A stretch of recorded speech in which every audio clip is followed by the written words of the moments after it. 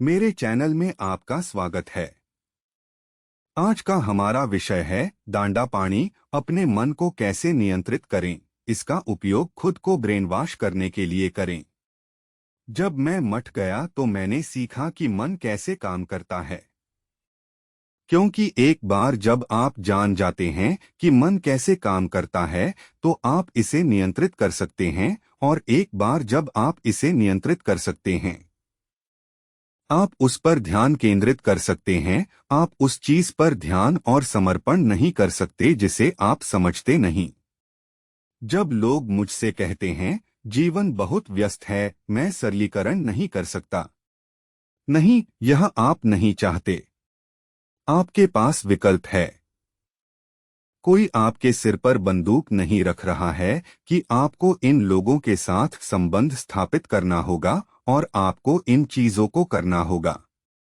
नहीं, आप उन्हें करने का चयन करते हैं।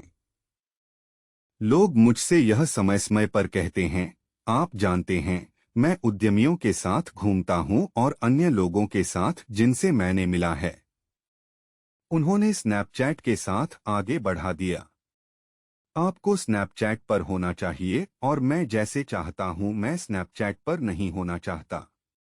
मुझे परवाह नहीं है कल क्या होने वाला है, मैं इसे करने वाला नहीं हूं, क्योंकि मैं इसे बनाए रखने में सक्षम नहीं हूं। सही, आज मेरी ऊर्जा पर थोड़ा अधिक लगेगा और मेरे पास सिर्फ इतनी ऊर्जा है और मुझे इसे उन सभी लोगों और चीजों के बीच विभाजित करना होगा जिन्हें मैं प्यार करता हूं। ऊष्मागतिकी का कानून कहता है आप ऊर्जा का निर्माण या विनाश नहीं कर सकते, लेकिन आप इसे एक चीज से दूसरी में स्थानांतरित कर सकते हैं या इसे एक चीज से दूसरी में परिवर्तित कर सकते हैं। तो मैं अधिक ऊर्जा पैदा नहीं कर सकता, मेरे पास सिर्फ इतनी ही है, क्योंकि रात 11 बजे मैं थक चुका होता हूं और सोने के लिए तैयार होता हूं। तो मेरे पास इतनी ऊर्जा है। मुझे जानना है कि मैं कहां विभाजित कर रहा हूं।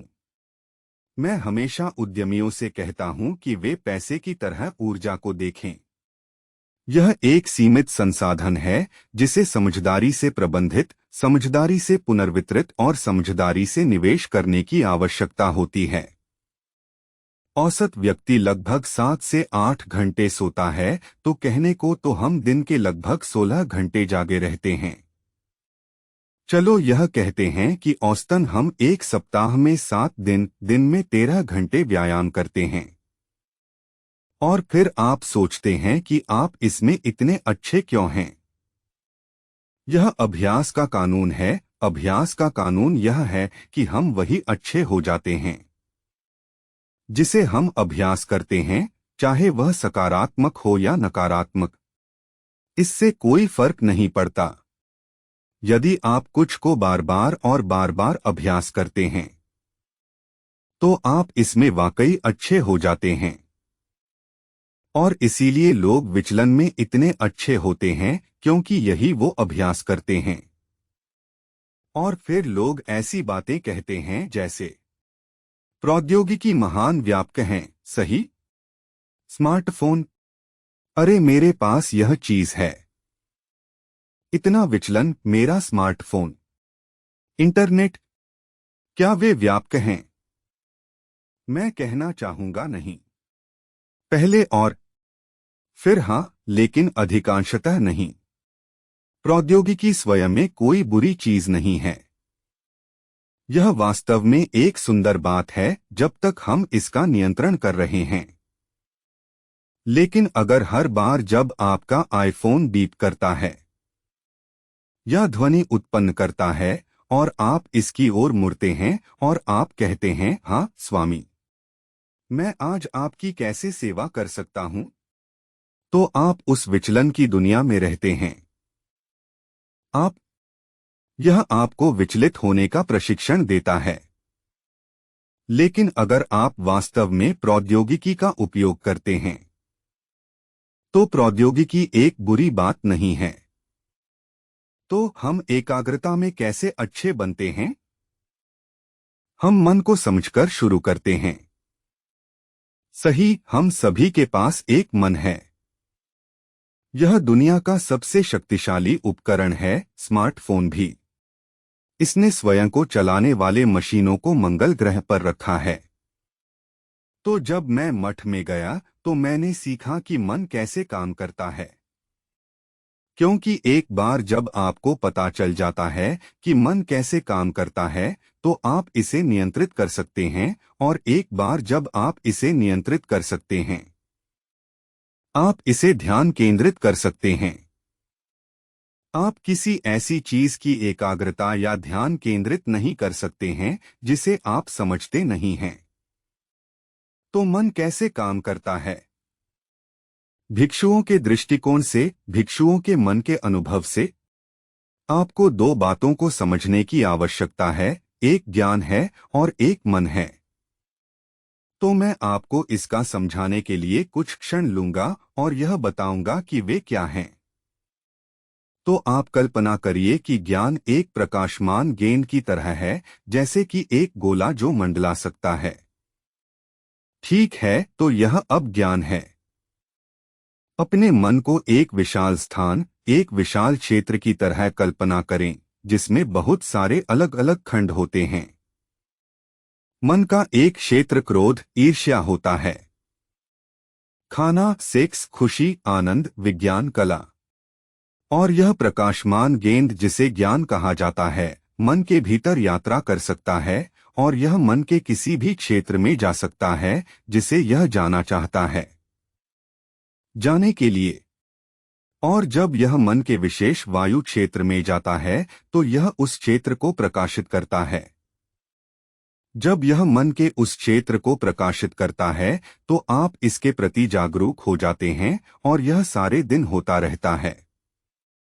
हम अपने चारों ओर लोगों और चीजों को अनुमति देते हैं कि वे हमारे ज्ञान को सारे दिन मन के एक क्षेत्र से दूसरे क्षेत्र में ले जाएं। जब हम उठते हैं, और इसलिए हम विचलित हो जाते हैं। एकाग्र होने का अर्थ है कि आप एक चीज पर अपनी जागरूकता को लंबे समय तक बनाए रखने में सक्षम हो। हम इसे कैसे अभ्यास करते हैं? हम इसे दिन भर में एक बार एक काम करके अभ्यास करते हैं। संबंधन विकसित करने का सर्वश्रेष्ठ तरीका क्या है? संबंधन विकसित करने का सर्वश्रेष्ठ तरीका यह है कि हम अपने रोजमर्रा की जिंदगी में उस अभ्यास को लाएं।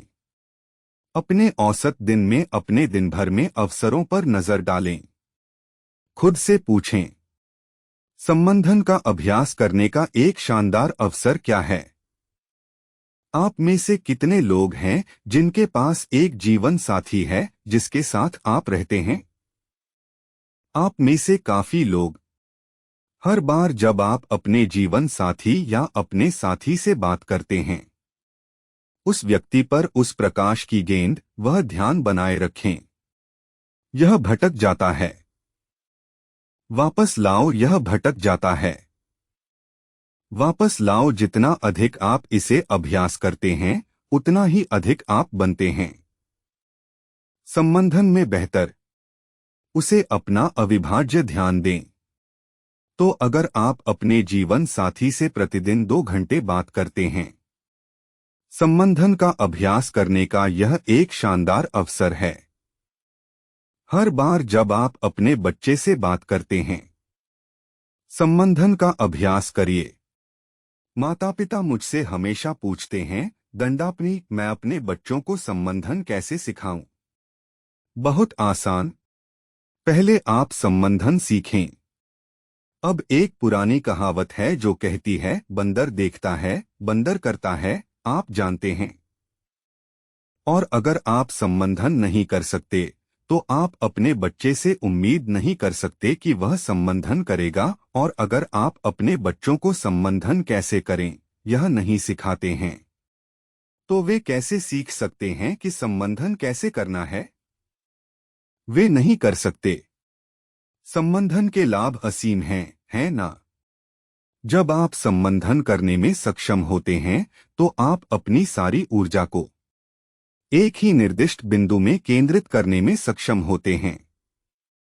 जीवन वह है जहां आपकी ऊर्जा प्रवाहित होती है। और अगर आप अपनी ऊर्जा को संबंधन नहीं कर सकते हैं तो आपकी जिंदगी में वह चीजें जो आप प्रकट करना चाहते हैं वह बहुत ही चुनौतीपूर्ण हो जाती है। तो एक बार में एक काम करके संबंधन सीखें।